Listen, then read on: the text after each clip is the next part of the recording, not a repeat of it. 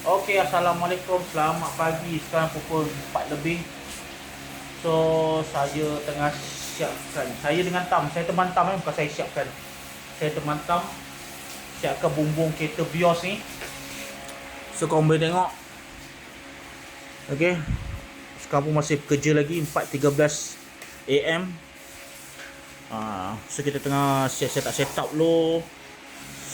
Okey. So, kita sambung sekejap lagi.